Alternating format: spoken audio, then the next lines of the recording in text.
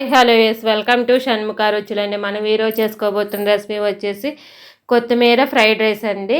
ముందుగా ఒక mixie jar తీసుకొని దాంట్లోకి ఒక 2-3 పచ్చిమిరపకాయలు వేసుకోవాలి. నేను ఇక్కడ 2 వేసుకున్నానండి. తర్వాత అల్లం ముక్క, ఇంచు అల్లం ముక్క, తర్వాత ఒక 5-6 వెల్లుల్లిపాయ రెబ్బలు, ముందుగా శుభ్రం చేసి పెట్టుకున్న కొత్తిమీర, నేను పెద్ద కట్ట అండి శుభ్రం చేసుకొని కట్ చేసుకొని పెట్టుకున్నానండి కడిగి. అదొక 5-6. తర్వాత మెత్తగా మిక్సీ పట్టేసుకోవాలండి. మెత్తగా మిక్సీ పట్టేసుకొని ఇది పక్కకు పెట్టుకోవాలండి. తర్వాత స్టవ్ ఆన్ చేసుకొని ఒక ప్యాన్ పెట్టుకొని దాంట్లోకి ఒక 5-6 టీ స్పూన్ల దాకా ఆయిల్ వేసుకోవాలండి. ఇక్కడ మీరు ఆయిల్ బదులు బటర్ అయినా వేసుకోవచ్చండి. మొత్తం బటర్ అయినా వేసుకోవచ్చు, లేదా సగం బటరు సగం ఆయిల్ లేదా సగం నెయ్యి అయినా వేసుకోవచ్చండి. నేను ఇక్కడ ఆయిల్ అవి వాడానండి.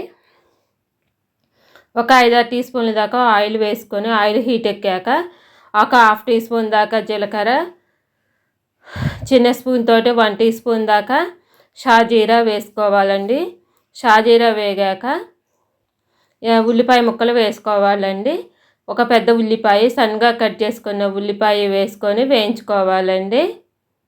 సన్నగా కట్ చేసుకున్న ఉల్లిపాయ వేసి పచ్చివాసన పోయేంత వరకు వేయించుకోవాలండి.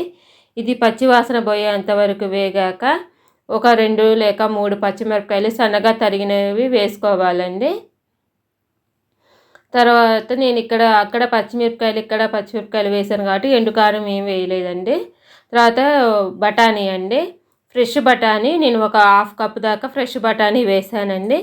అవి వేసి అవి కొంచెం వేయించుకోవాలండి. అవి కూడా పచ్చివాసన పోయేటట్టు వేగాక ముందుగానే మిక్సీ పట్టుకున్న కొత్తిమీర పేస్ట్ వేసుకోవాలండి. దీంట్లోనే అల్లం వెల్లుల్లి వేసాను కాబట్టి పచ్చివాసన పోయేంత వరకు వేయించుకోవాలండి. ఈ కొత్తిమీర పేస్ట్లో ఇష్టం లేకపోతే ముందుగానే మిక్సీ పట్టుకొని అల్లం ఉల్లిపాయలతో పాటు వేసుకోవచ్చండి.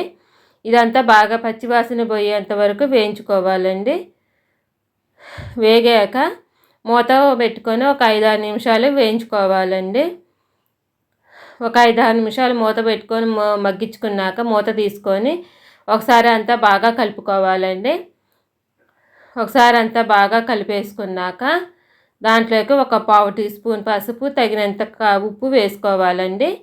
నేను ఇక్కడ ఎలాంటి మసాలా దినుసులు వాడలేదండి. మీకు కావాలి అంటే చివరిలో కొంచెం గరం మసాలా వేసుకోవచ్చండి, లేకుంటే అది ఆప్షనల్ అండి. ఇది కూడా ఒకసారి అంతా పక్కకు పెట్టేది ఒక 1/4 టీ స్పూన్ పసుపు, తగినంత కారం వేసుకోవాలండి. చివరిలో కావాలంటే దీంట్లో కొంచెం పెప్పర్ పౌడర్ వేసుకోండి, చాలా చాలా టేస్టీగా కూడా ఉంటుందండి. మిరియాల పొడి వేసుకుంటేను, అది ఆప్షనల్ అండి, నేను వేయలేదు. ఉప్పు వేసాక అంతా ఒకసారి కలుపుకోవాలండి. ఉప్పు అంతా ఒకసారి కలిపేసుకొని ముందుగా ఉడికించుకున్న రైస్ ఇందులో వేసుకోవాలి. నేను ఇక్కడ బాస్మతి రైస్ వాడానండి. మీకు ఇక్కడ బాస్మతి రైస్ కాకపోతే మామూలు రైస్ అయినా అంటే సోనా మసూరి రైస్తోనైనా చేసుకోవచ్చండి. ఇక్కడ బాస్మతి రైస్ నేను 250 గ్రామ్స్ అండి వేసుకొని అంతా బాగా కలుపుకోవాలండి. కొత్తిమీర పేస్ట్ అంతా పట్టేటట్టు బాగా కలుపుకోవాలండి. మా వీడియో కనుక ఫస్ట్ టైం చూస్తున్న వాళ్ళైతే మా ఛానల్ని సబ్స్క్రైబ్ చేసుకోండి. మేము పెట్టే వీడియోస్ మీకు ఎప్పటికప్పుడు నోటిఫికేషన్స్ వస్తూ ఉంటాయండి. కొత్తిమీర పేస్ట్ అంతా రైస్కు పట్టేటట్టు కలుపుకున్నాక చివరిలో కొత్తిమీరతో గార్నిష్ చేసుకొని ఏదైనా రైతాతో సర్వ్ చేసుకోండి.